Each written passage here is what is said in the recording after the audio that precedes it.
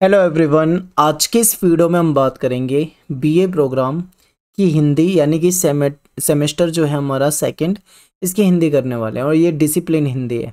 और डिसिप्लिन हिंदी में हम आज करने वाले हैं यूनिट जो हमारी सेकंड है। इस सेकंड यूनिट का चैप्टर भी हमारा सेकंड है, यानी कि घनानंद जो चैप्टर है हमारा, इसको हम करने वाले हैं।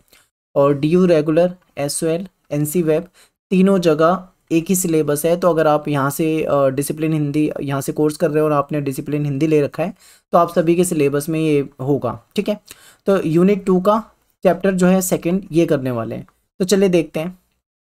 मेरा नाम है सतेंद्र प्रताप और आप मुझे इंस्टाग्राम पे फॉलो कर सकते हैं। क्लब वेस्ट स्टडी पॉइंट मेरा यूज़र नेम है। और आपको कुछ पूछना हो तो आप मुझे यहाँ पे मैसेज कर सकते हैं। तो घनानंद के बारे में पढ़ेंगे, ठीक है। घनानंद के जन्म की तारीख को लेकर भी विवाद है। जो अलग अलग विद्वान लोग हैं वो उसकी जन्म की तारीख को अलग अलग तरीके से डिफाइन करते हैं, ठीक है। तो हम एनसीईआरटी को अगर सही माने तो 1673 में इनका जन्म हुआ था और 1760 में इनकी मृत्यु हुई थी, ठीक है। तो चलिए अब इनके बारे में पढ़ते हैं। घनानंद के बारे में कवि परिचय। तो घनानंद जो है ये रीति काल के कवि हैं। अब देखो रीति काल जो था, रीति काल में अभी हमने क्या पढ़ा था, इससे पहले रीति काल में हमने बिहारी के बारे में पढ़ा था। तो बिहारी पे पूरा एक चैप्टर है आपके, उसमें पूरा आपको बताया था। अब रीति काल के ही ये दूसरे कवि हैं घनानंद, इनके बारे में पढ़ने वाले हैं। तो देखिए रीति काल को भी हम 3 हिस्सों में बांट कर पढ़ते हैं, ठीक है। रीति काल को हम 3 हिस्सों में बांट के पढ़ेंगे।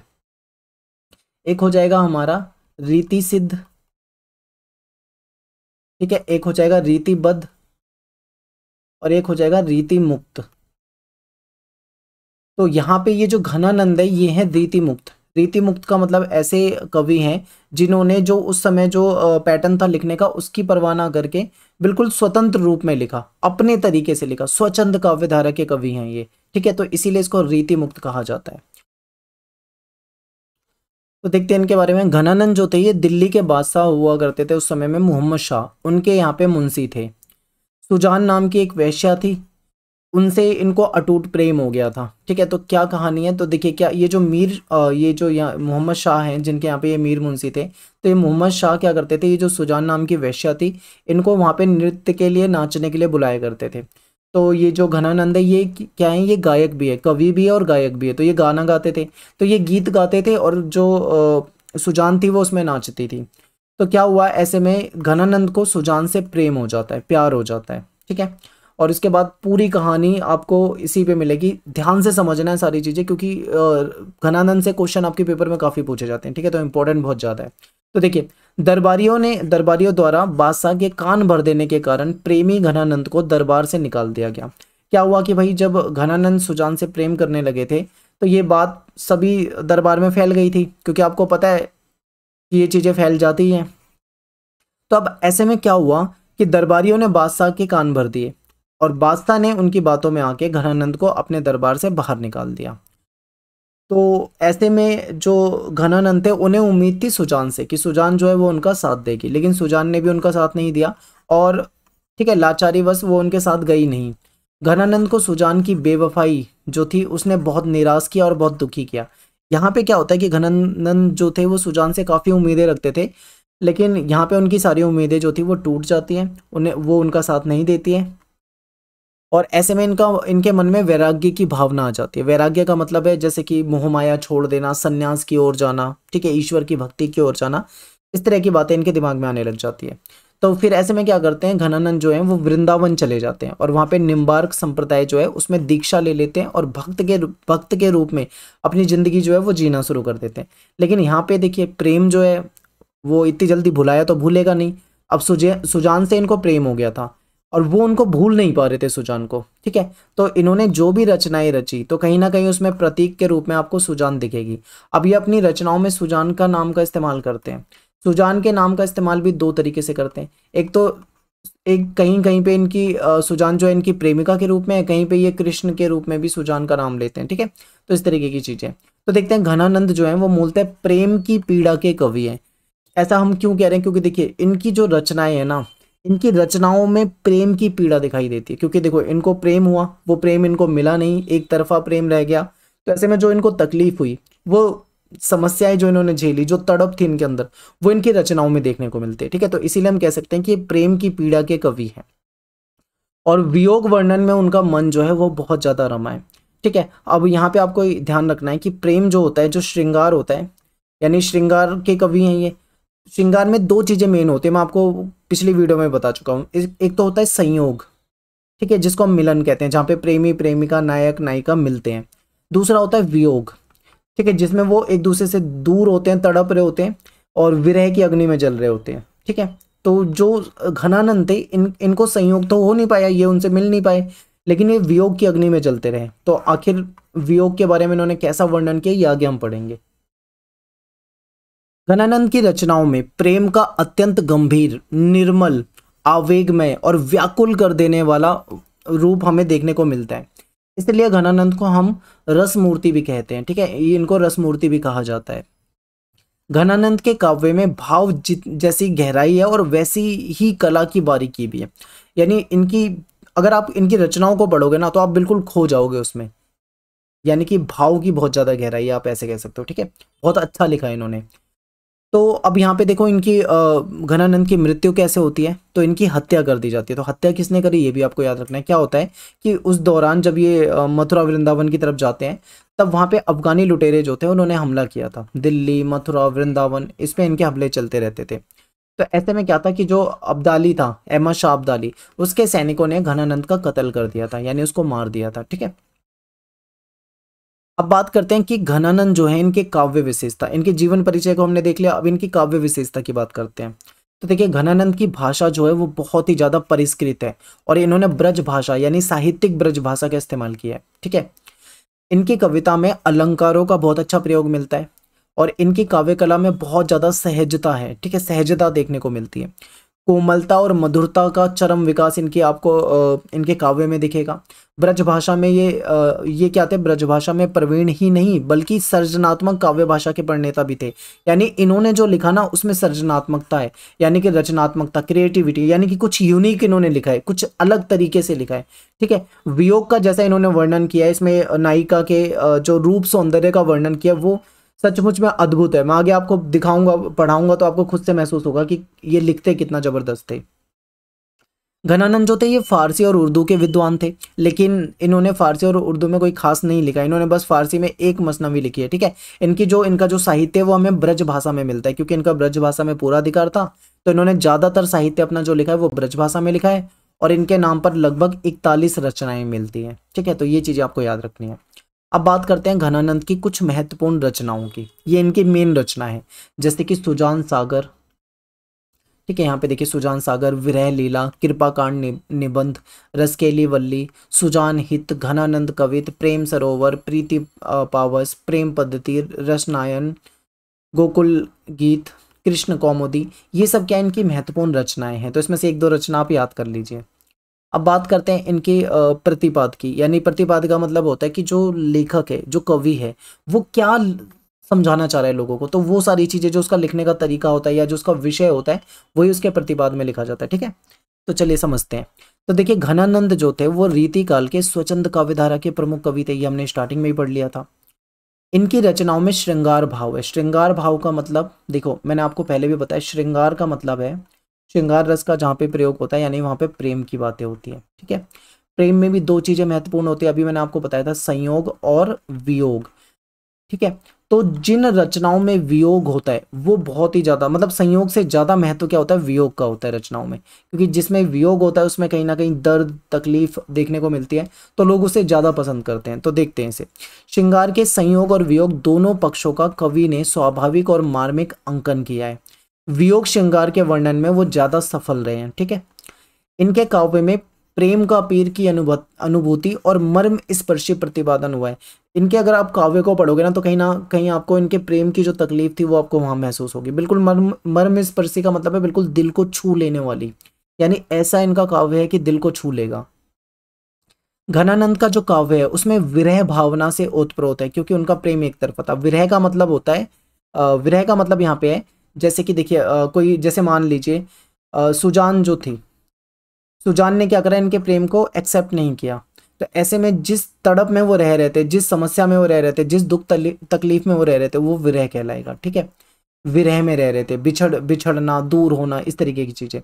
तो इनकी रचना में विरह भावना दिखती है। क्यों दिखती है? क्योंकि इनका जो प्रेम था वो एक तरफा था, और एक तरफा प्रेम जो होता है वो बहुत ही मतलब दुखदाई होता है, बहुत ज़्यादा तकलीफ देने वाला होता है। और हो सकता है भाई आप वीडियो देख रहे हैं, आप में से भी बहुत सारे एक तरफा प्रेम के शिकार रह चुके हों। तो अगर आप भी एक तरफा प्रेम के शिकार रह चुके हैं, बन चुके हैं, तो कमेंट में अपना नाम जरूर बताइए, ठीक है। चलिए आगे देखते हैं। घनानंद जो थे, इन्होंने सुजान के प्रति अपने प्रेम की घनीभूत पीड़ा को उन्होंने अपने काव्य में व्यक्त किया। तो सुजान के प्रति जो इनके मन में जो भावनाएं थी, जो ये चाह रहे थे, जो नहीं हुआ, जो तकलीफें इनको मिली, उस सब के बारे में इन्होंने अपने काव्य में व्यक्त किया है। घनानंद की कविता की संवेदना प्रेम के पीर की है। उनकी कविता में प्रेम की गहराई को महसूस किया जा सकता है, ठीक है। नायिका के रूप, देखो यहाँ पे एक चीज महत्वपूर्ण है कि घनानंद जो थे उन्होंने नायिका के रूप का वर्णन बहुत अच्छे से किया है। नायिका का मतलब यहाँ पे कौन है? नायिका कौन है? सुजान है, ठीक है। तो सुजान के रूप का, सौंदर्य का वर्णन कैसे किया है, इसे हमें देखते हैं। तो नायिका के रूप के विविध स्वरूप उनकी कविता में व्यक्त हुए हैं, अलग अलग स्वरूप। घनानंद जो है वो नायिका का वर्णन अत्यंत रुचि पूर्वक करते हैं, पूरा इंटरेस्ट लेके। ये कहते हैं कि वह उस पर सर्वस्व निछावर करते हैं, यानी वो सुजान पे अपना सब कुछ निछावर कर देते हैं। उन्हें अपनी प्रेयसी का रूप सौंदर्य हर बार नया लगता है। प्रेयसी का मतलब यहाँ पे उनकी प्रेमिका, ठीक है। प्रेयसी का मतलब होता है प्रेमिका। वो जो है घनानंद जो है वो अपनी प्रेमिका का रूप सौंदर्य उनको हर बार नया लगता है।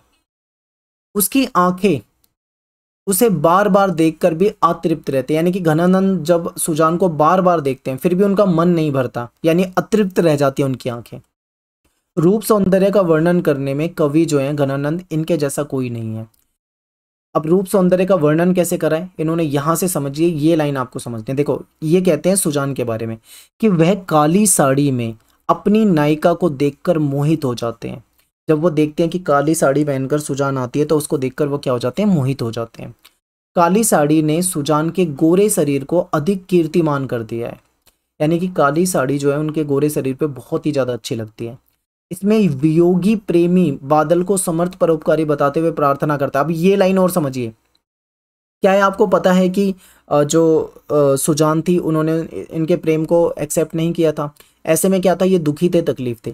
तो ये क्या करते हैं? बादलों को से रिक्वेस्ट करते हैं, एक तरह से कहते हैं कि बादलों से क्या कहते हैं, समझिए ये कहते हैं कि जानबूझकर विश्वास करने वाली प्रियतम के आंगन में कभी उसके आंसुओं को लेकर बरसा दे।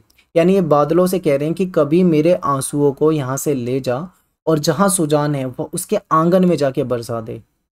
जब उसके आंसू वहां पे बरसेंगे तो उसे पता लगेगा कि जो उसका प्रेमी है यानी कि घनानंद है वो कितनी तकलीफ में है, ठीक है। ये कहने का मतलब है। यहाँ पे आगे व्याख्या करूंगा, व्याख्या में और ज्यादा डीप है, ठीक है।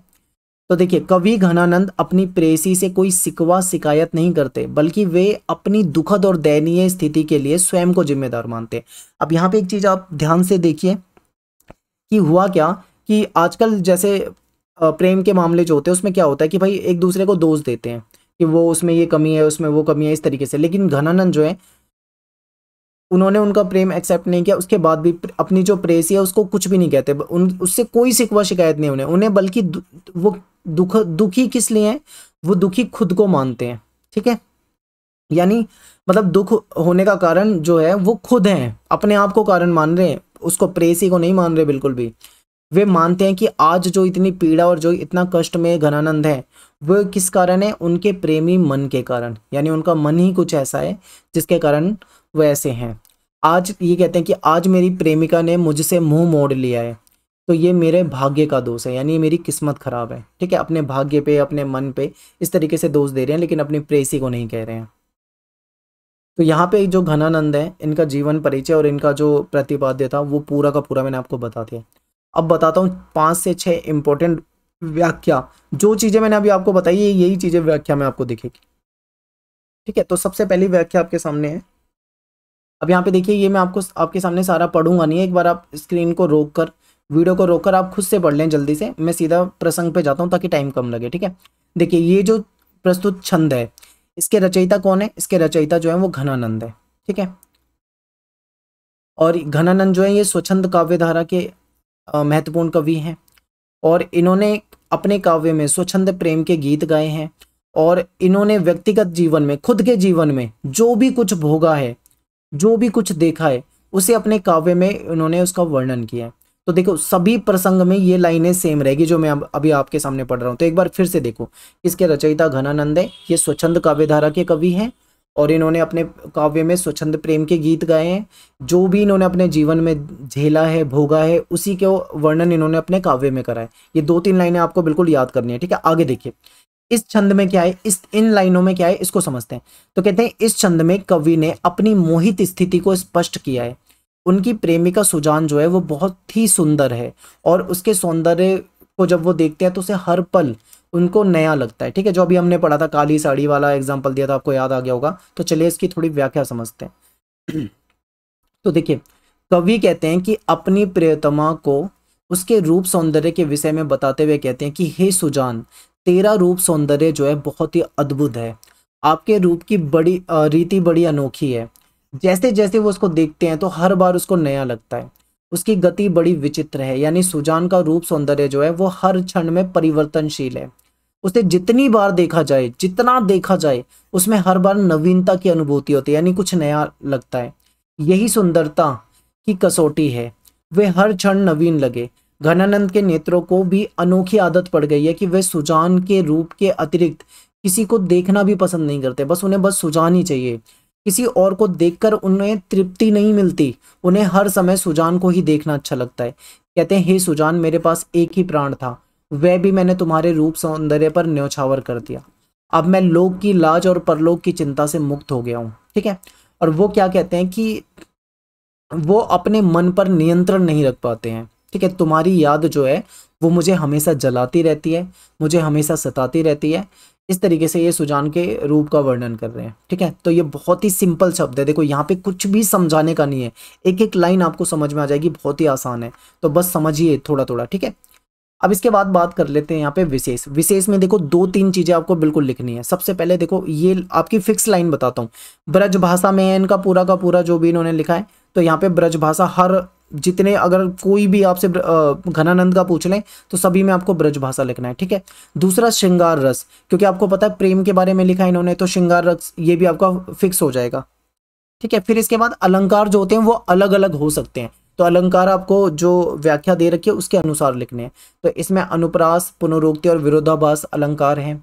छंद सवैया है ये, ठीक है। किसी दिन में आपको छंद क्या होता है, सवैया क्या होता है, दोहा क्या होता है, चौपाई क्या होता है, इस तरीके की बहुत सारी छोटी छोटी चीजें मैं आपको अलग सेपरेट वीडियो बना के बता दूंगा ताकि आपके दिमाग में कोई कंफ्यूजन ना रहे, ठीक है। इसके बाद क्या है कि नायिका, इसमें क्या है, ये व्याख्या में क्या है, तो आप बोलोगे कि इसमें नायिका के रूप जो सौंदर्य था उसका खूब ज्यादा वर्णन किया हुआ है, ठीक है। ये क्या कहते हैं कि जब भी मतलब वो नायिका को देखते हैं, यानी सुजान को देखते हैं, तो हमेशा उनको नवीन दिखाई देता है, उनका रूप, ठीक है, नया दिखाई देता है। तो ये थी हमारी पहली व्याख्या। सेकंड व्याख्या है, तो इसमें देखो अब यहाँ पे हम यहाँ से लेके यहाँ तक की लाइनें नहीं पढ़ेंगे क्योंकि सेम है। अब हम सीधा पढ़ते हैं इस छंद में क्या बताया जा रहा है, आप इनको पढ़ लो पहले।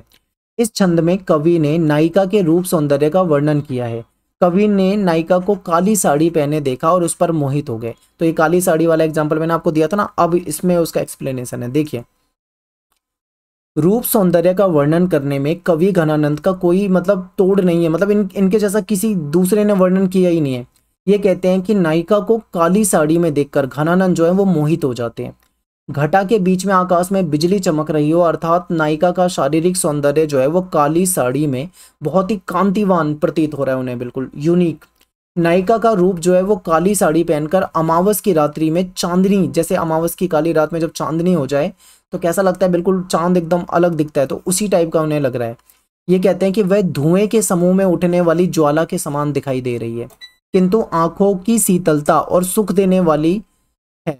सुजान इस श्रृंगार में बहुत ही सुंदर और सुशोभित लग रही है। उसका सुंदर स्त्री तन सुंदर चमक लिए हुए है। घनानंद कहते हैं कि सुजान ने चुनकर जो सांवरी साड़ी पहनी है वो उसके रूप सौंदर्य पे बहुत ज्यादा क्या कर रही है, आकर्षक लग रही है। तो यहाँ पे भी क्या है, उन्होंने उनकी खूब तारीफ करी है। अब देखो यहाँ पे विशेष में मैंने आपको क्या कहा था कि 2-3 चीजें फिक्स हो जाएगी। सबसे पहले फिक्स हो जाएगी कि ब्रज भाषा का प्रयोग किया हुआ है, ठीक है, ये बिल्कुल फिक्स है। श्रृंगार रस आपको हर जगह मिलेगा क्योंकि इन्होंने प्रेम पर लिखा है, ठीक है।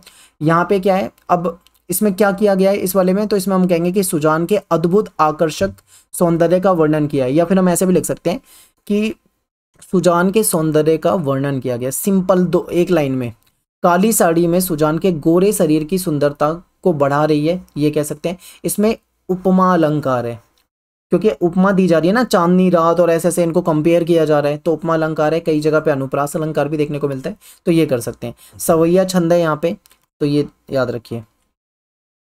तीसरी व्याख्या पे चलते हैं। एक बार आप यहाँ से लेकर यहाँ तक इसे पढ़ लो, इसके बाद मैं आपको सीधा मुद्दे पे लाता हूँ। यहाँ पे देखो, इस छंद में कवि पवन से प्रार्थना करते हैं, यानी हवा वायु से प्रार्थना करते हैं कि पवन उस विरही प्रेमी पर कृपा करे और उसके प्रिय के चरणों की थोड़ी सी धूल लेकर आए, इसलिए वह पवन की प्रशंसा करते हैं।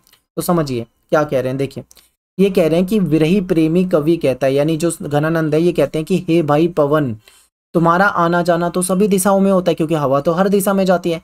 तो कहते हैं अर्थात तुम वहां भी जा सकते हो जहां पे मेरी प्रियतम, यानी जहां पे मेरी सुजान निवास करती है।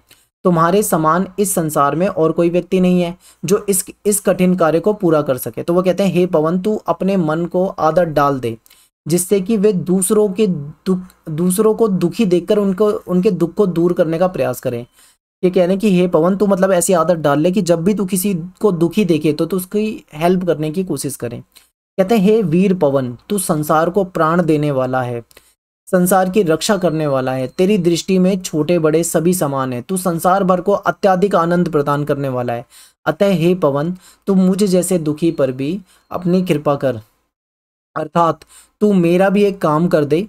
मेरे प्रियतम सुजान, यानी मेरी सुजान के पास जा, ठीक है, वो बहुत ही गुणवान है, वो अत्यधिक कांतिमान है, उसके पास जाओ और मुझ, ठीक है, और क्या करना है, जाके क्या करना है, उसके पैरों की जो धूल है, यानी कह रहे हैं कि उसके चरणों की जो धूल है वो लाकर मुझे दे दे। ये उसके चरणों की धूल को अपने आंखों में काजल की तरह लगाना चाहते हैं, ठीक है। ये कहते हैं कि मेरी विरह वेदना की पीड़ा को दूर करने वाली संजीवनी बूटी के समान उसके पाँव की धूल है, आंखों में वो उसे अंजन की भांति लगाना चाहता है, इसलिए तो मुझे उसके चरणों की धूली ला दे। ऐसा करने से मेरी विरह वेदना जो है वो थोड़ी कम हो जाएगी। तो आप समझ रहे होंगे कि भाई किस प्रकार का दुख था और किस तरीके की चीज़ें लिखी है। वर्तमान समय में ये चीज़ें बिल्कुल भी लागू नहीं होती। आज के समय में प्रेम की परिभाषा बदल गई है, ठीक है। उस समय में इस तरीके की चीज़ें चलती थी, तो महत्वपूर्ण है, याद रखिए। अब बात कर लेते हैं विशेष। तो यहाँ पे मैंने आपको क्या बताया था, ब्रज भाषा आपको सभी जगह लिखना है, ठीक है।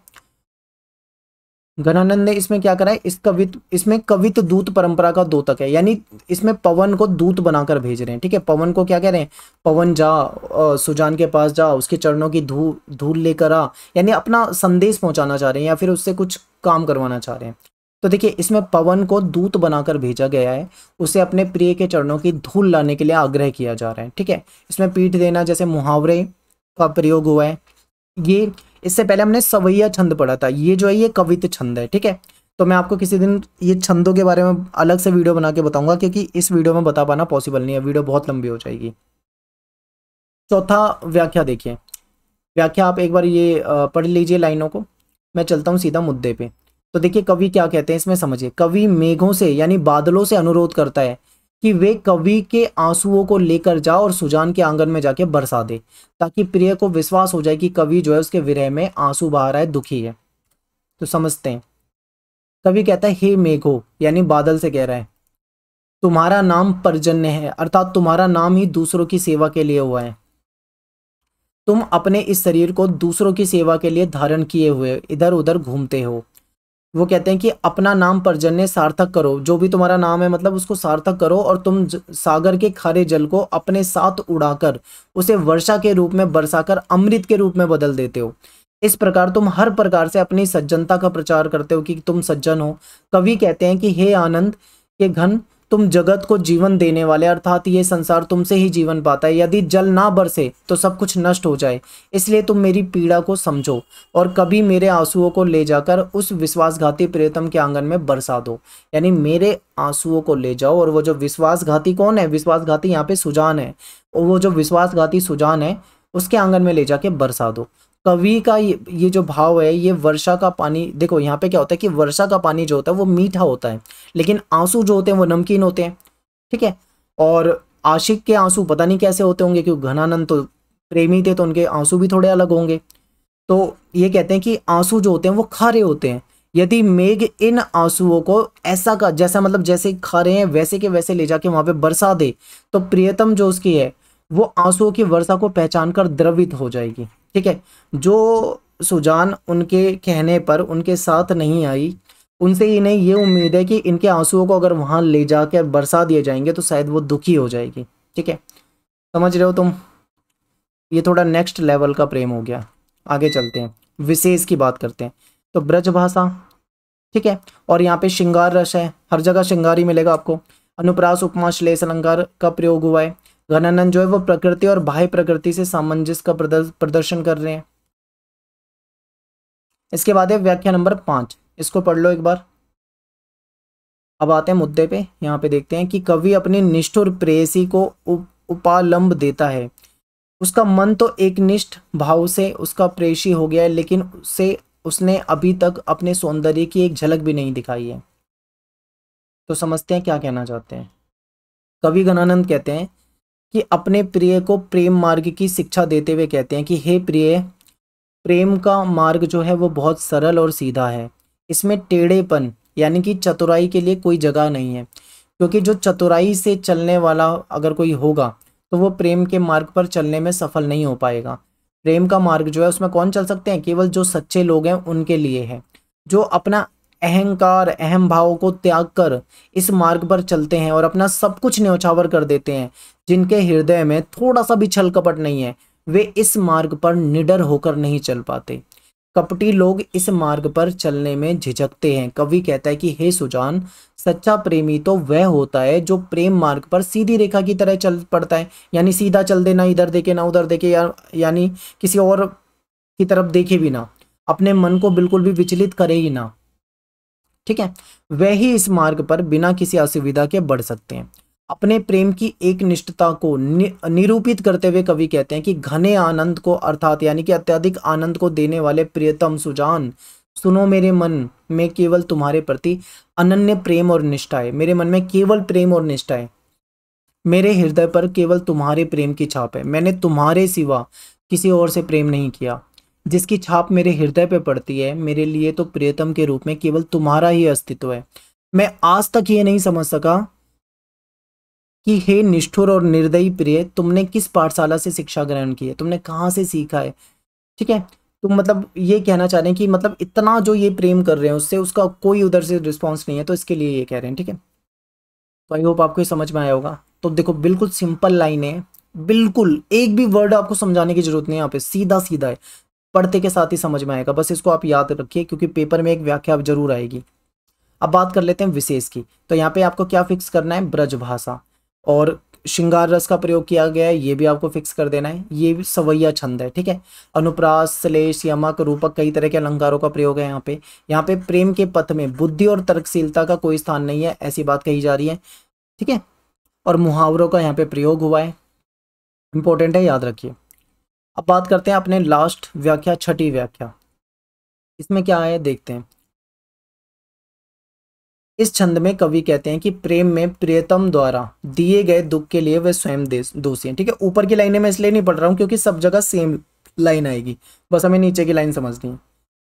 यानी कि इस छंद में कवि कहते हैं कि प्रेम में प्रियतम द्वारा दिए गए दुख के लिए वो खुद ही दोषी हैं, यानी प्रियतम को, अपनी सुजान को दोषी नहीं मान रहे, खुद को दोषी मान रहे हैं। तो समझते हैं, कवि अपनी प्रेयसी से कोई शिकवा या शिकायत नहीं करते, बल्कि अपनी दयनीय स्थिति के लिए खुद को जिम्मेदार मानते हैं। वो कहते हैं कि मैं आज जिस पीड़ा और कष्ट में हूँ वे अपने प्रेमी मन के कारण हूँ। किस कारण है वो इस तकलीफ में? अपने प्रेमी मन के कारण। ठीक है, आज मेरी प्रेमिका ने मुझसे मुंह मोड़ लिया है, मुझे पहचानने से इनकार कर दिया है, पर मेरे भाग्य का दोष है। यानी ये किसका दोष है? ये मेरे भाग्य का दोष है। प्रेम की विरह में, प्रेम की आग में, ये जो विरह रूपी जो आग है जिसमें जल रहे हैं, ठीक है, इनका मन जो है बहुत आशा के साथ तुम्हारी ओर देख रहा है। मेरी मनोदशा को जानकर भी तुम अनजान बन गए हो। अब तो मुझे बिना आग के ही इस विरहानुभूति अग्नि में जलना होगा। उदास रहना, बिना आग के जलते तड़पते रहना, तुम्हारे विरह की आग में जल जल कर जिए जाना ही अब मेरे भाग्य बन चुका है। तो यहाँ पे भी इन्होंने अपने भाग्य को दोष दिया है। तो यहाँ पे हमारा ये जो व्याख्या थी वो ठीक खत्म हो जाती है। ठीक है, अब यहाँ पे क्या है? ब्रज भाषा, अनुप्रास, उपमा, यमक, अलंकार, हर तरह का अलंकार का प्रयोग हुआ है। आप यहाँ पे ये सब ना करते हुए सीधा श्रृंगार रस लिख देते तो भी चल जाता। घनानंद को प्रेम की पीर का कवि कहा जाता है। ठीक है, सवैया छंद का इस्तेमाल किया गया है। तो यहाँ पे हमारा ये जो चैप्टर है ये खत्म हो जाता है। और आप हमारे टेलीग्राम में जुड़ जाइए, एकलव्य स्नातक 1। इस नाम से हमारा ग्रुप है टेलीग्राम पे, लिंक इसका डिस्क्रिप्शन में डाल दूंगा, तो आप वहाँ से भी जुड़ सकते हैं डायरेक्ट। वहाँ पे आपको वीडियोस के जो नोटिफिकेशन होंगे या लिंक हो गया या कोई नई अपडेट होगी तो आने वाले समय में हम वहाँ पे अपडेट कर दिया करेंगे, ठीक है। तो मिलते हैं फिर आपसे नेक्स्ट वीडियो में। थैंक्स फॉर वॉचिंग सभी को। जय हिंद, जय भारत।